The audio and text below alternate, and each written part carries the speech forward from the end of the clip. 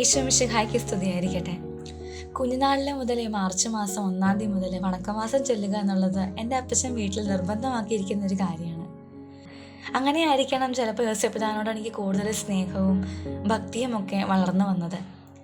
ഞങ്ങൾ ഇടദിവസങ്ങളിലൊക്കെ വിശുദ്ധ കുർബാനയ്ക്കായിട്ട് പള്ളിയിൽ പോകുമ്പോൾ ഞങ്ങൾ വിശുദ്ധ കുർബാനയ്ക്ക് ശേഷം പുറത്തേക്കൊക്കെ ഇറങ്ങി വർത്താനം പറഞ്ഞിരിക്കും. പക്ഷെ എൻ്റെ അമ്മ ഒത്തിരി നേരം ഈശോയുടെ അടുത്തിരുന്ന് പ്രാർത്ഥിക്കും. ഞങ്ങൾ വർത്താനമൊക്കെ പറഞ്ഞ് ഞാൻ തിരിച്ചു വരുമ്പോഴും അമ്മ കണ്ണടച്ച് ഉപകാരസ്മരണയിലായിരിക്കും. അപ്പോൾ ഞങ്ങൾ അമ്മയുടെ അടുത്ത് പോയിരിക്കും. പിന്നെ ഞങ്ങൾ ഒരുമിച്ച് മുട്ടുകുത്തി കുരിശ് വരച്ച് യോസേപ്പിതാവിൻ്റെ രൂപക്കൂടിൻ്റെ അടുത്തേക്ക് പോയി മുത്താനായിട്ട് പ്രാർത്ഥിക്കാനായിട്ട് പോകും. അപ്പോൾ അമ്മ ഞങ്ങളെ 3 പേരെയും അപ്പച്ചനെയും യോസേപ്പിതാവിൻ്റെ കരങ്ങളിൽ ഏൽപ്പിച്ചുകൊണ്ട് ഒരു കുഞ്ഞു പ്രാർത്ഥനയും ചൊല്ലും.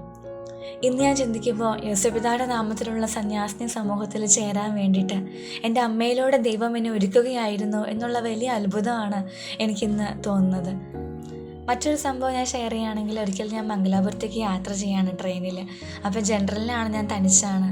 അപ്പോൾ എനിക്ക് മുമ്പത്തെ സ്റ്റേഷനിൽ എൻ്റെ കമ്പാർട്ട്മെൻറ്റിലുണ്ടായിരുന്ന മിക്കവരും ഇറങ്ങി. ആ സ്റ്റേഷനിൽ നിർത്തിയപ്പോൾ ഒത്തിരി ചെറുപ്പക്കാരിങ്ങനെ ക്യൂ നിൽക്കുക പിന്നെ കയറാൻ വേണ്ടിയിട്ട്. അപ്പോൾ ഒരു ദിവസത്തേക്ക് ഈശോയെ ഞാൻ തനിച്ചല്ലേ ഉള്ളൂ എന്നുള്ളൊരു പേടി എനിക്ക് പെട്ടെന്ന് വന്നു. ഞാൻ എഴുന്നേറ്റ് മുതലേ ചൊല്ലുന്ന ഒരു പ്രാർത്ഥനയാണ് കന്യാവ്രതക്കാരുടെ കാവൽക്കാരനായ യോസേപ്പിതാവിൻ്റെ പ്രാർത്ഥന.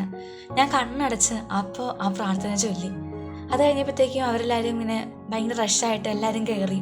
ഒരാൾ മാത്രം, ഞാൻ ലോങ് സീറ്റിലാണ് ഇരിക്കുന്നത്, ഞാൻ വിൻഡോ സീറ്റിലാണ്. ഒരാൾ ഞാൻ ഇരിക്കുന്ന സീറ്റിൻ്റെ അറ്റത്തെ സീറ്റിൽ വന്നിരുന്ന് കാല് ഓപ്പോസിറ്റുള്ള സീറ്റിലേക്ക് എടുത്തു വെച്ചിരുന്നു. അപ്പോൾ ആരും അങ്ങോട്ട് കയറിയില്ല, എല്ലാവരും നേരെയുള്ള സീറ്റുകളിൽ പോയിരുന്നു. ശരിക്കും യോസേപ്പിതാവിനെ പ്രൊട്ടക്റ്റ് ചെയ്തൊരു ടൈം അതെന്ന് പറയാം. അത്രയും ഞാൻ അനുഭവിച്ച ഒരു സമയമായിരുന്നു അത്.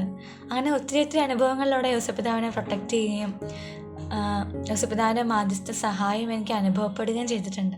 ഇന്നത്തെ കാലത്ത് പല ബന്ധനങ്ങളിലും അറിഞ്ഞും അറിയാതെയും ഒത്തിരി പേര് അകപ്പെട്ടു പോകുന്നുണ്ട്. ആ യോസേപ്പിതാവിൻ്റെ പിതൃവാത്സല്യമുള്ള കരങ്ങളിലേക്ക് നമുക്ക് എല്ലാവരെയും സമർപ്പിക്കാം. നമ്മുടെ കുടുംബാംഗങ്ങളെയും നമ്മുടെ സമൂഹങ്ങളെയും എല്ലാവരെയും സമർപ്പിക്കാം. യോസേപ്പിതാവിൻ്റെ സ്നേഹവും മാധ്യസ്ഥ ശക്തിയും നമുക്ക് അനുഭവിക്കാം. ആമേൻ.